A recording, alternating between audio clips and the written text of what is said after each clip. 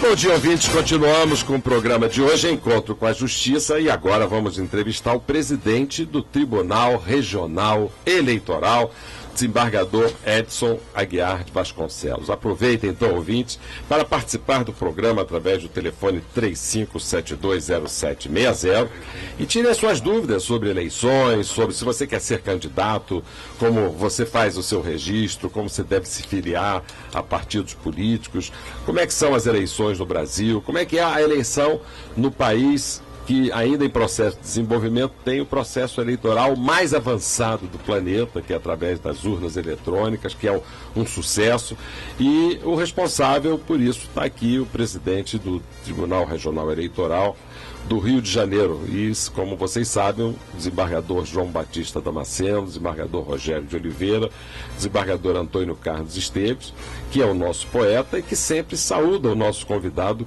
com uma poesia que lhe é dedicada. Então vamos à nossa poesia de hoje.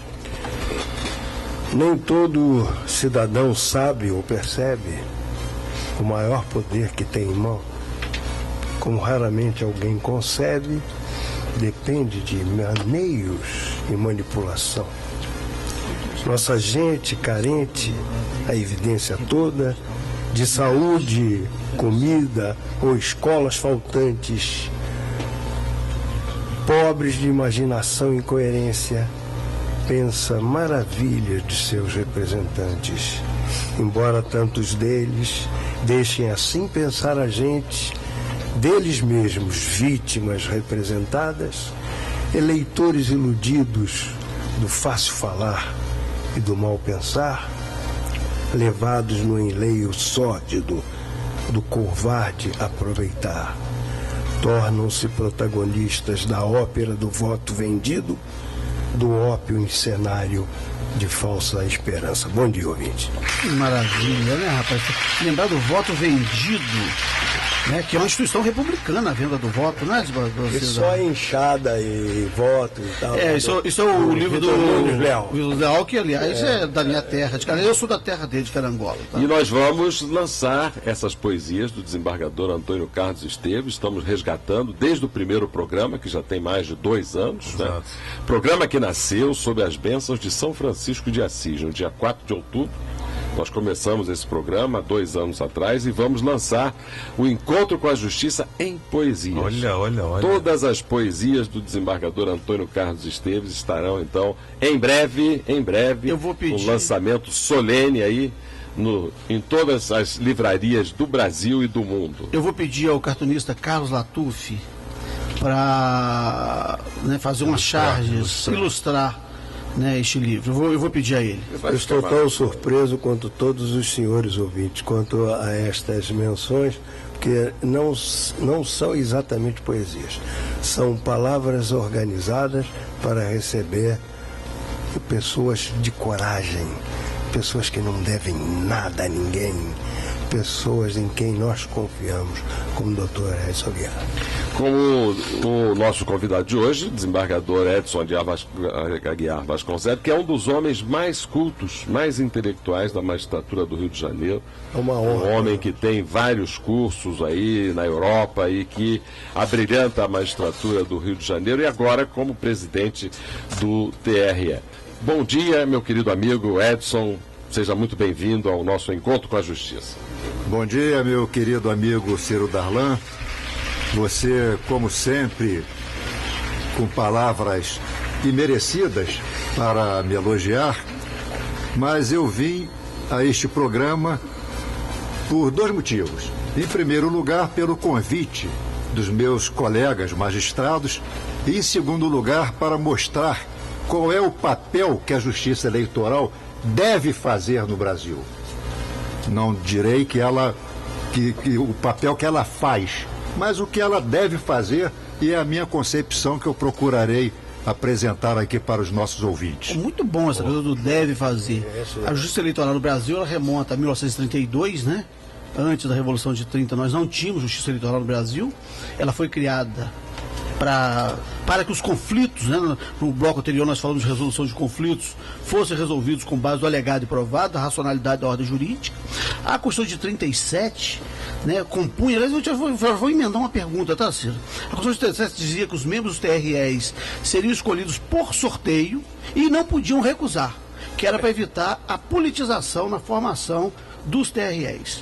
Há 10 anos, mais ou menos, teve um edital publicado para preenchimento de uma vaga de juiz do TRE. O desembargador Rogério, que hoje está à minha esquerda, normalmente ele está à minha direita, ele sempre está à minha direita. Ele concorreu e era o único candidato.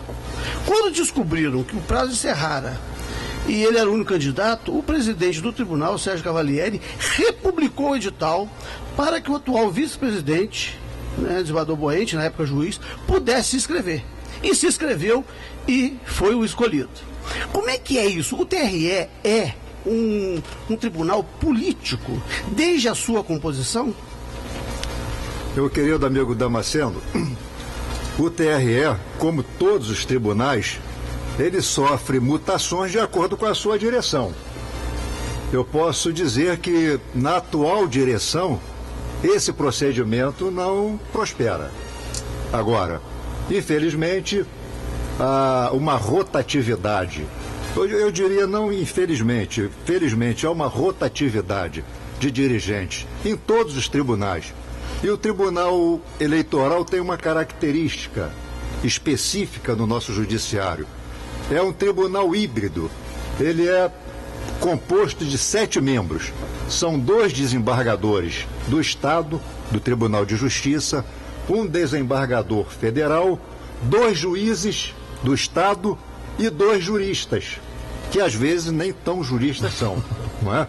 Mas pode advogar, né?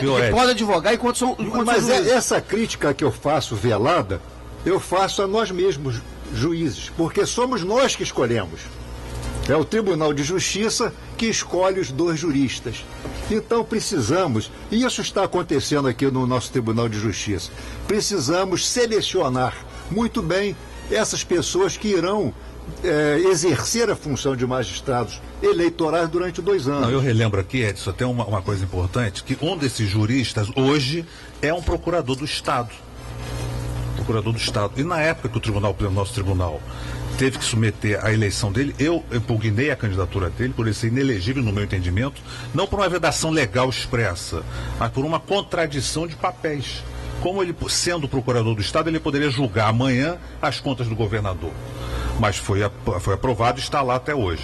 E não tem nenhuma ciência de reclamação. Agora, e uma coisa que também caracteriza os tribunais regionais, é que os mandatos não coincidem, né?